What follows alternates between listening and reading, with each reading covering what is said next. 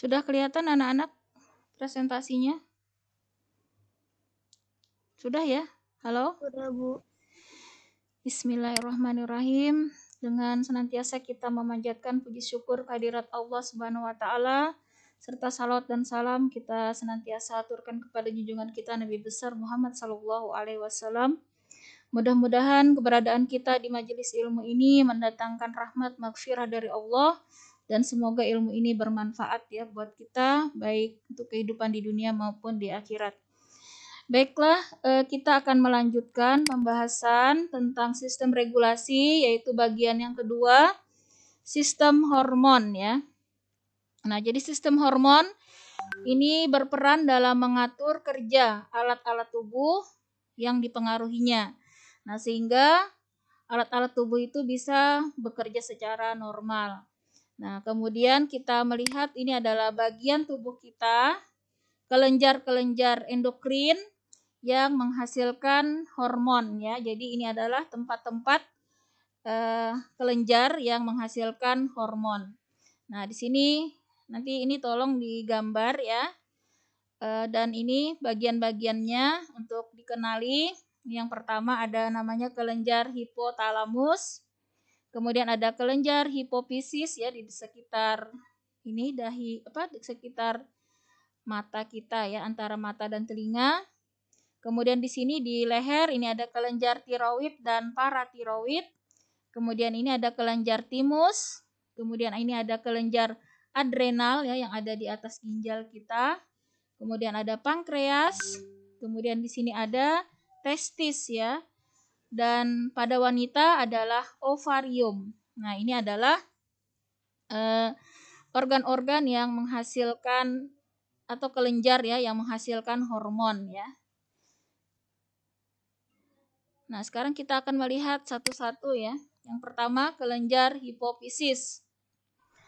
Kelenjar hipofisis ini terletak di dasar tengkorak ya. Ini tengkorak kita, jadi di sini di dasar tengkorak, di bawah otak. Fungsinya adalah mengendalikan dan mempengaruhi kecepatan pertumbuhan tubuh. Nah, jadi disinilah ya mengapa tubuh kita bisa berjalan maksudnya pertumbuhannya berjalan dengan normal ya. Nah, ini karena fungsi hipofisis yang berjalan normal.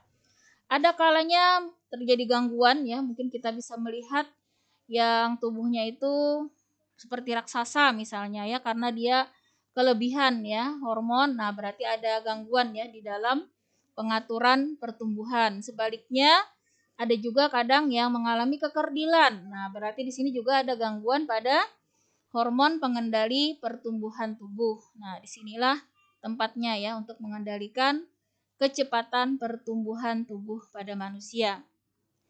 Kemudian kita lihat lagi bagian kedua, kelenjar tiroid dan kelenjar paratiroid. Kelenjar tiroid terletak di leher, bagian depan dan di bawah jakun, serta berjumlah 2 lobus atau 2 bagian. Fungsinya mengatur laju metabolisme dalam tubuh, serta mempengaruhi pertumbuhan serta perkembangan tubuh dan mental. Nah, jadi ini metabolisme itu adalah seluruh ya reaksi yang ada di tubuh kita. Ini juga diatur di sini ya. Makanya reaksi-reaksi tubuh kita itu yang terjadi akibat kita ketika makan ya, kemudian ada oksigen yang kita hirup, maka zat-zat makanan bercampur oksigen dan juga air itu akan bereaksi ya di dalam tubuh kita, di mana nanti akan menghasilkan energi yang digunakan oleh tubuh kita untuk pertumbuhan dan perkembangan ya. Nah, disinilah diatur ya metabolisme tersebut atau reaksi-reaksi yang terjadi di seluruh tubuh kita. Kemudian kelenjar paratiroid menempel di belakang kelenjar tiroid. Nah, jadi posisinya menempel di belakangnya. Jumlahnya 2 pasang, fungsinya mengatur metabolisme kalsium dalam darah. Nah, jadi di dalam darah kita terdapat ya unsur Ca, kalsium, nanti berfungsi dalam proses ya pembekuan darah. Nah, ini diatur ya reaksinya oleh kelenjar paratiroid. Kemudian kita lihat lagi kelenjar yang selanjutnya adalah adrenal dan pankreas. Ini posisinya yang adrenal di atas ginjal ya, berjumlah 2 buah sesuai dengan jumlah ginjal kita. Fungsinya nanti mengubah dari gula otot menjadi gula darah, dan kelenjar pankreas fungsinya menurunkan dan meningkatkan kadar gula dalam darah. Nah, jadi di dalam darah kita itu kan terdapat ya glukosa yang kita makan dari karbohidrat. Karbohidrat itu nanti berupa amilum ya kalau di dalam mulut kita, ratnai panjang. Amilum itu adalah polisakarida. Maka setelah melalui proses pencernaan ya, dicerna di mulut sampai terakhir nanti di usus halus, maka dia akan berubah menjadi yang namanya glukosa atau disebut juga gula ya, gula monosakarida. Nanti glukosa ini akan diedarkan ya di dalam peredaran darah ya, dipompa oleh jantung. Nah, di sini di dalam glukosa ini nanti fungsinya sebagai sumber energi utama ya bagi tubuh kita. Nah, jadi kalau misalnya di dalam darah glukosa kita itu kelebihan, maka akan diubah ya oleh ini insulin ya, hormon insulin yang dihasilkan oleh pankreas ya, akan dirubah nanti menjadi glikogen ya di dalam otot, disimpan di dalam otot ya. Nah, sebaliknya nanti kalau suatu saat kita kekurangan energi, misalnya saat puasa ya tidak makan, maka gula yang ada di dalam otot ini dirubah lagi ya oleh nanti hormon yang dihasilkan oleh adrenal ya atau hormon glukagon nanti menjadi kembali gula darah. Nah, seperti itulah ya. Jadi kedua fungsi kelenjar adrenal ini dan pankreas ini menghasilkan hormon yang bertugas nanti mengatur kadar gula darah di dalam tubuh kita. Nah, kemudian kita lihat lagi kelenjar kelamin. Pada laki-laki adalah kelenjar testis ya, berjumlah 2 ya yang terletak di alat kelamin pria. Fungsinya nanti mengatur ya maupun menimbulkan tanda-tanda kelamin sekunder pada pria ya, diantaranya nanti menghasilkan sel sperma ya atau spermatozoid. Nah, dan wanita itu adalah kelenjar ovarium, terletak di sini ya, ada 2, fungsinya menghasilkan nanti sel telur ya atau ovum. Nah, jadi di samping itu juga dia akan mengatur nanti tanda-tanda kelamin sekunder ya pada wanita, serta mempersiapkan dinding rahim ya supaya siap untuk menerima ya pembuahan begitu. Jadi ini ya kelenjar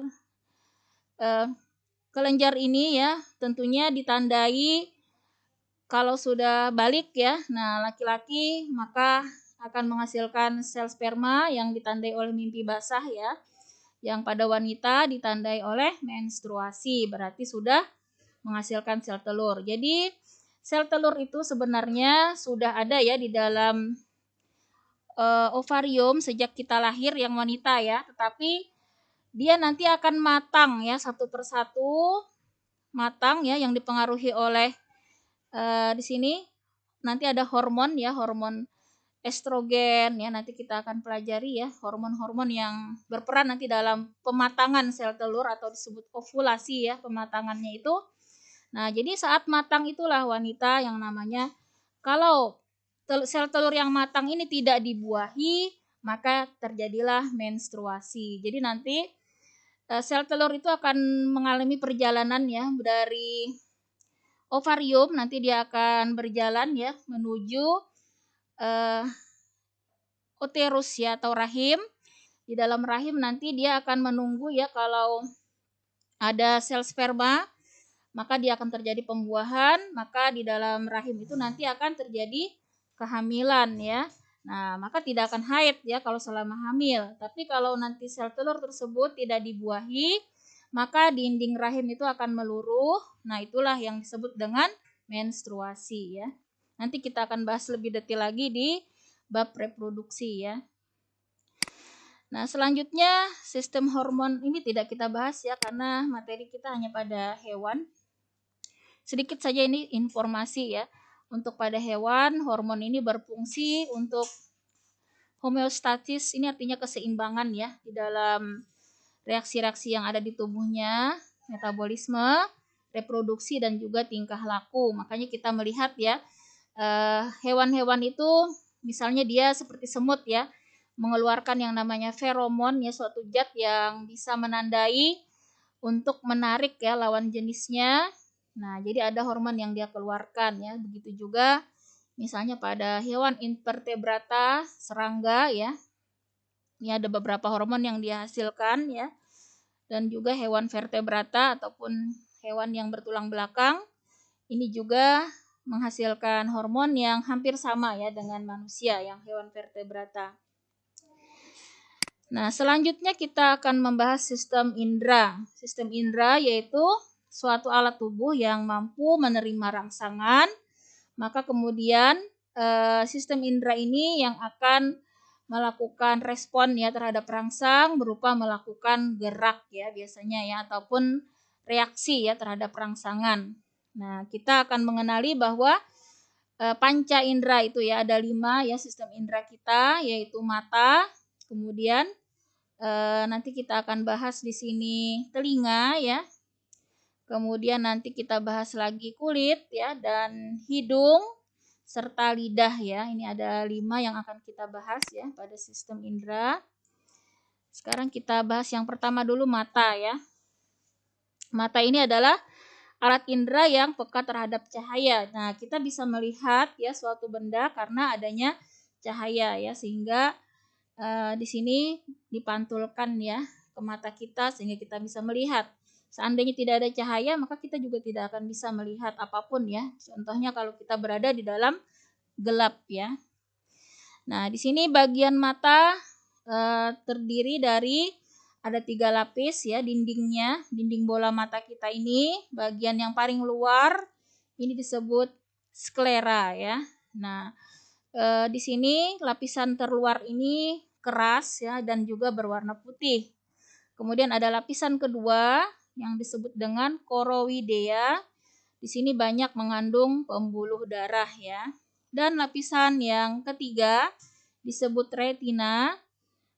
Di sini mengandung sama ya banyak pembuluh darah ya setelah ini berjejer di sini 3 dari luar, tengah, ke bagian dalam. Nah, kemudian di sini secara ini tidak detail ya, jadi nanti bisa kalian lihat di buku ya untuk lebih detail. Jadi mata nanti ada bagian lain, ada lensa ya, kemudian ada pupil, ada iris, nanti bisa dilihat ya di buku, begitu juga fungsi-fungsinya.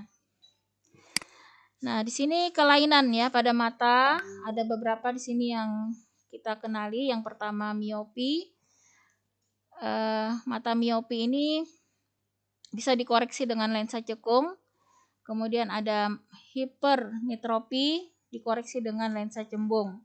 Jadi kalau miopi itu kita tidak melihat ya kalau benda yang jauh itu kabur ya. Nah, kalau hipermetropi justru dia dekat itu tidak begitu kelihatan ya. Jadi biasanya kalau membaca harus agak dijauhkan ya. Ini secara umum dulu ya. Kemudian kita lihat lagi telinga. Telinga ini juga adalah alat indera yang kedua yang berfungsi nanti adalah menerima rangsangan berupa suara ya. Nah, di sini ada 3 bagian, ada disebut telinga luar ya, kemudian ada telinga tengah dan telinga bagian dalam. Nah, disinilah bagian-bagian telinga nanti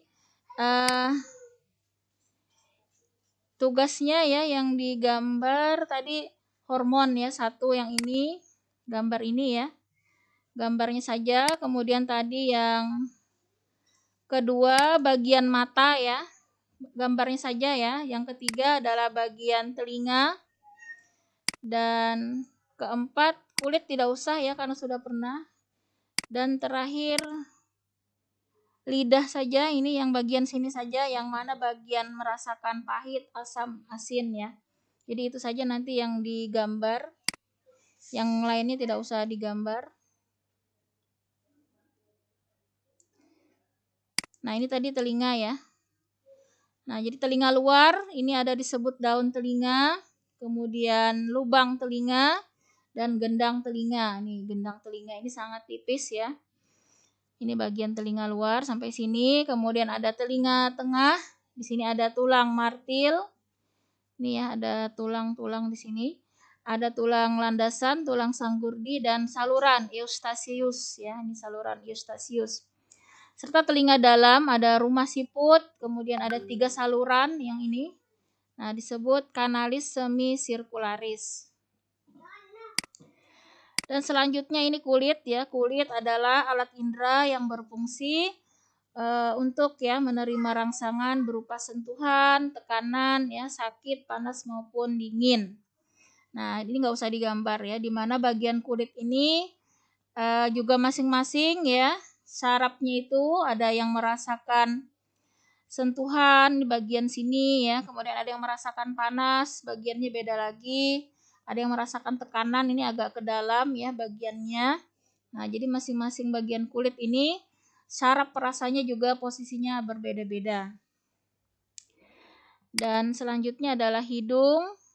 Hidung ini ada yang disebut dengan kemoreseptor karena dia peka ya terhadap zat kimia yang berbentuk gas. Jadi ketika ada bau-bauan ya masuk, nah disinilah menerima ya rangsangan berupa bau tadi ya atau berupa gas.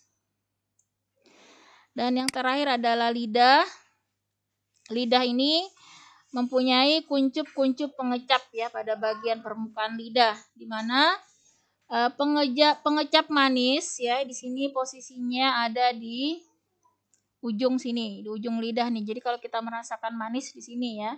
Kemudian kalau merasakan asin ini pada tepi sini ya, tepi lidah. Nah, di sini. Dan merasakan pahit ini pada ujung ya, ujung lidah atau disebut pangkal ya kalau dari dalam. Dan pada asam di sini, asam ya, agak ke dalam. Nah, jadi inilah fungsi dari lidah ya untuk mengecap dengan posisi masing-masing. Nah, sekarang kita mengenali beberapa penyakit ya atau kelainan yang terjadi pada alat indera. Yang pertama adalah glaukoma, ini adalah tersumbatnya saluran pada bola mata sehingga terjadi peningkatan tekanan ya pada bola mata yang mengakibatkan kebutaan. Kemudian yang kedua, buta warna, ini adalah penyakit keturunan ya, artinya tidak ditularkan ya. Nah, di sini tidak dapat melihat warna tertentu ya. Nanti ada buta warna total, ada buta warna sebagian. Kalau yang total dia hanya bisa melihat hitam dan putih ya seluruh benda-benda di alam. Yang kalau yang sebagian kadang dia tidak bisa membedakan ya warna hijau, warna biru mana ya. Nah, itu yang sebagian. Sehingga ketika nanti tes buta warna itu ya dia nggak bisa mengenali angka yang ada di dalam percampuran warna ya karena semuanya menyatu begitu. Nah, ini tidak bisa tidak bisa disembuhkan ya kalau buta warna ini karena memang itu penyakit bawaan. Nah, sehingga kalau yang mungkin ya anak-anak terdeteksi buta warna saat ini, maka alangkah baiknya ya untuk menyesuaikan ya untuk kemampuan nanti mengambil misalnya jurusan kuliah ataupun dunia kerja, sebaiknya yang memang tidak berhubungan dengan ini ya seperti teknik. Nah, rata-rata jurusan eksak seperti kedokteran gitu ya, farmasi, kemudian teknik itu tidak bisa buta warna ya karena mereka harus ya bisa membedakan secara jeli ya warna-warna, misalnya ketika teknik elektro, misalnya ketika dia berhubungan dengan kabel-kabel yang sangat kecil-kecil ya, itu kan ada berwarna-warni itu ya, kalau nggak bisa membedakan warna kan bahaya nanti ya.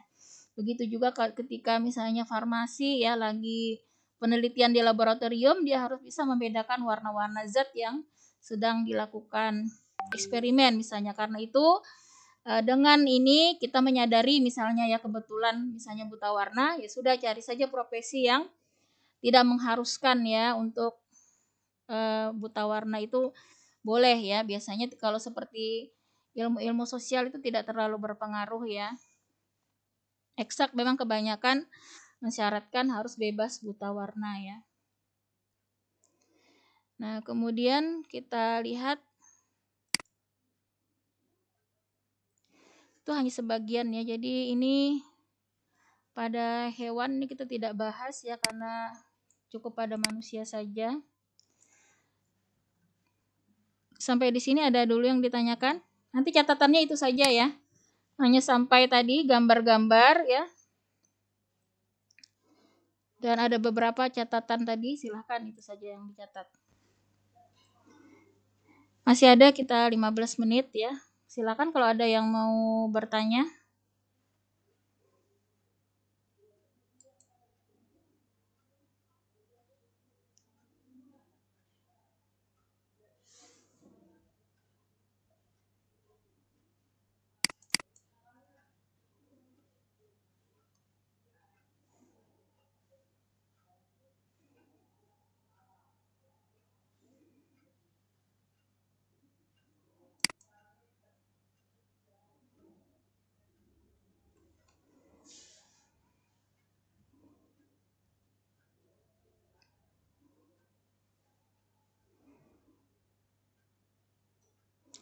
Yang selanjutnya ini tidak usah dicatat ya, ini hanya tambahan saja.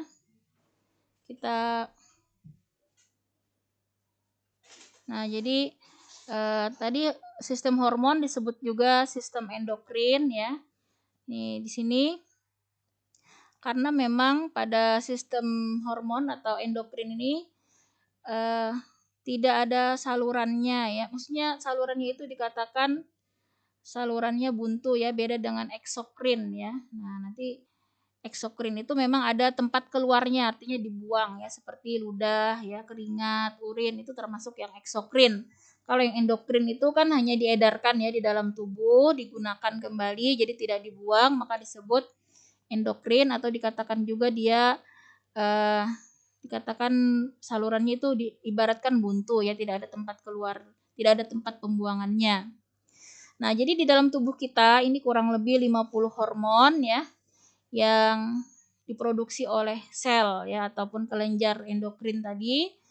Di mana di sini secara kimiawi ini nama-nama hormonnya ya dibagi menjadi 3 kelas. Ada hormon steroid yang termasuk di sini adalah testosteron, ini pada yang dihasilkan oleh testis ya, makanya laki-laki itu ya kalau sudah balik diantaranya ditandai tadi mimpi basah, kemudian suaranya itu juga berubah ya. Nah, kemudian muncul ini ya, jakun, kemudian ada biasanya jenggot tumbuh, yaitu adalah yang dihasilkan ya pengaruh dari hormon testosteron yang menghasilkan namanya tanda kelamin sekunder ya. Yang primernya yaitu menghasilkan sel sperma ya. Nah, kemudian ada yang di sini hormon peptida. Ini diantaranya adalah insulin, prolaktin. Ini prolaktin ini nanti memicu ya untuk mengeluarkan ASI ya bagi ibu-ibu yang melahirkan. Jadi hormon, kemudian ini ada hormon yang derivatnya asam amino. Ini berdasarkan unsur kimianya ya. Kalau yang steroid ini kan berarti dia mengandung lemak. Kalau yang peptida ini berarti mengandung nitrogen dan asam amino. Ini yang ketiga ya. Di antaranya ada hormon norepinefrin, ada hormon epinefrin dan hormon tiroksin. Ini nama-nama hormon ya. Nah, di sini nama kelenjarnya ini tadi sudah kita lihat dari gambar ya. Ada hipofisis tadi, ada tiroid, paratiroid, adrenal, ada pankreas, ada di lambung juga ada ya yang dihasilkan. Di antaranya HCl itu ya. Ada hormon-hormon lain, ada kasein, nanti ada pepsin ya yang dihasilkan di dalam lambung. Kemudian di dalam usus halus juga itu ada yang menghasilkan juga beberapa hormon. Kemudian ada ovarium, testis, timus. Ini tadi yang ini nggak usah ya dicatat sudah ini. Nah, jadi kelenjar hipofisis tadi yang kita lihat disebut juga pituitari nama lainnya ya, nama lain kelenjar hipofisis. Kelenjar hipofisis ini disebut juga master of gland ya. Jadi dikatakan dia masternya atau pengatur ya dari seluruh hormon yang lain. Jadi ibaratnya itu dia yang otaknya ya, di antara hormon-hormon lain dia sebagai pengaturnya. Nah, jadi ini sangat penting ya kelenjar hipofisis. Nah, ini tadi ya beberapa kelenjar-kelenjar.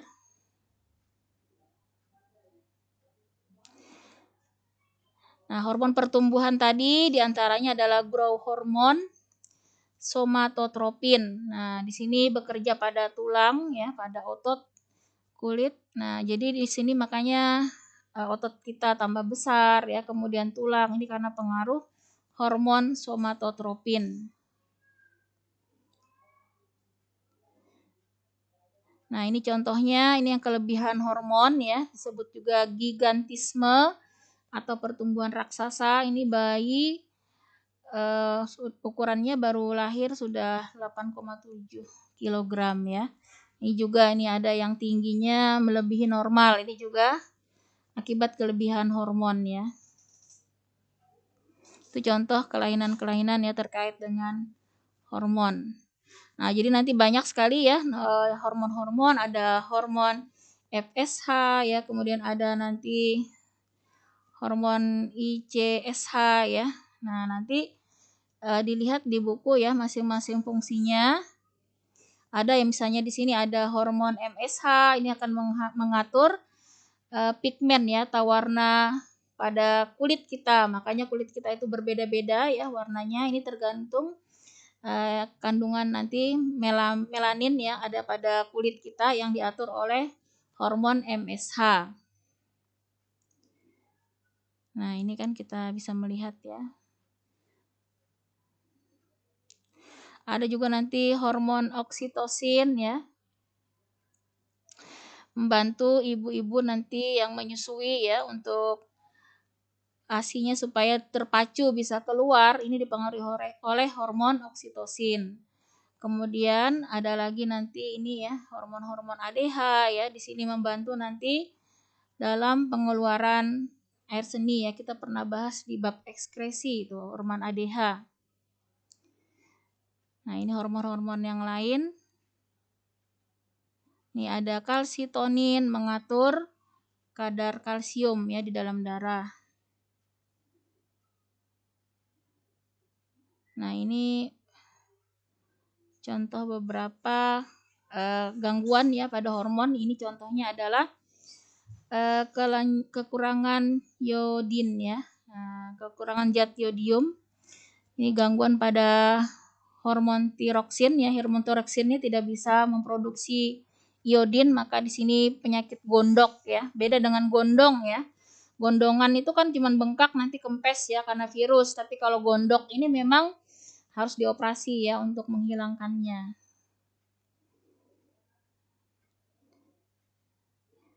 Nah, ini sekilas saja ya untuk beberapa tentang hormon karena banyak sekali tadi ya, ada kurang lebih 50 jenis ya. Cukup kita ketahui saja. Jadi Masya Allah ya. Ciptaan Allah ini luar biasa ya. Semua itu masing-masing kerja ya, alat tubuh kita punya pengatur hormon yang berbeda ya. Jadi tidak ada yang sama ya. Ini contohnya di lambung tadi ada di sini gastrin ya, dimana nanti membantu gerak peristaltik ya. Nah, jadi kita bayangkan lambung kita itu senantiasa bergerak tanpa kita gerakkan ya, tetapi di sini diatur oleh gerakannya oleh hormon ya, diantaranya tadi adalah gastrin. Jadi Masya Allah ya, Allah sudah ciptakan semua secara otomatis ya di dalam tubuh kita supaya bisa ya bekerja sendiri di situ ya. Nah, tanpa kita repot ya, seandainya kita harus mengurusi semua kerja tubuh kita ini, nggak bisa ngapa-ngapain lagi kita ya, karena banyak sekali urusan di tubuh kita aja, luar biasa banyaknya ya. Ini hanya urusan hormon nih, belum lagi nanti urusan sistem pencernaan, pernapasan ya, dan sistem yang lain-lain. Nah, semuanya bekerja bisa seirama ya, seiring sejalan. Nah, karena adanya regulasi ini yang teratur secara harmonis ya, karena sistem hormon inilah ya yang mengatur bisa bekerja secara normal.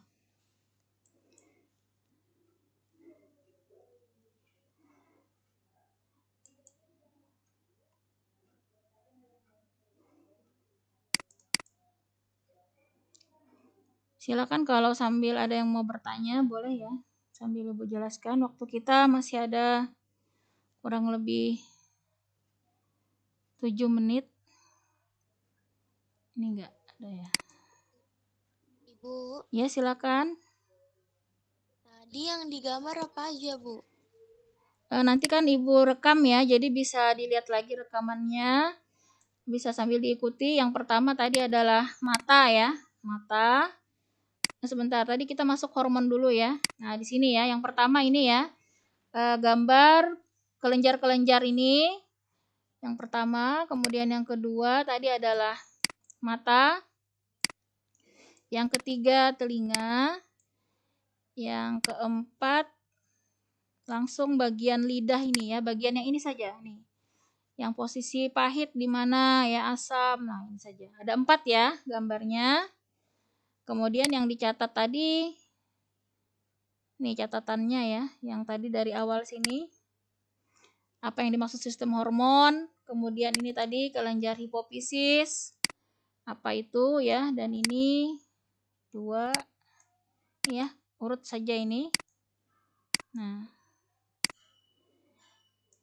yang hewan tidak usah ya, nanti yang hewan ini sistem indera pengertiannya, kemudian mata ini sedikit-sedikit saja ini ya. Nah, yang ini kan tidak usah dicatat lagi, ini cukup digambar saja. Kulit ininya saja. Kemudian ini lidah. Ini hanya tulisannya saja dan gambarnya satu yang ini. Nah, sama kelainan ini ya. Kelainan. Nih, kelainannya tambahannya ya, pada ada ini anosmia. Ini adalah cedera atau infeksi di dasar kepala maupun keracunan yang disebabkan oleh timbal. Timbal ini adalah bahan kimia ya, rumusnya Pb ya. Jadi itu biasanya ada di dalam itu ya, kendaraan bermotor, itu asapnya diantaranya dia mengandung karbon monoksida dan juga kadang ada timbal ya, Pb ini. Jadi itu termasuk polusi ya yang akan bisa mencederai ya pada kepala kita ya. Termasuk ini asap rokok ya, kemudian tumor itu juga menyebabkan cedera pada kepala kita ataupun terjadi infeksi ya. Kemudian ada juga di sini otosklerosis, yaitu tulang sanggurdi yang ada di telinga kita itu kaku, tidak dapat bergerak secara leluasa. Bisa juga di sini radang pada telinga akibat dari kemasukan bakteri maupun virus. Nah, ini tambahan ya. Nah, yang lain-lainnya ini tidak usah ya, yang hewan-hewan tadi tidak. Karena kita fokus ya pada membahas tentang manusia. Nah, ini juga nggak usah ya. Kira-kira udah jelas ya yang dicatat? Nanti bisa dilihat rekamannya supaya bisa kembali untuk mengikuti ya. Demikian ya untuk penjelasan tentang sistem regulasi. Walaupun memang masih banyak sekali detail-detailnya ya, silahkan nanti bisa dilihat ya, belajar di buku. Dan juga tentunya kalau mau lebih detail itu banyak ya di YouTube itu yang perjalanan, misalnya bagaimana mata bisa melihat ya, proses dari menerima cahaya sampai bisa melihat benda, itu bisa kita lihat ya di YouTube, yang animasi-animasi maupun yang beberapa film-film ya terkait ini untuk bisa lebih melihat bagian-bagian dalamnya. Nah, demikian, silakan ada lagi yang mau bertanya?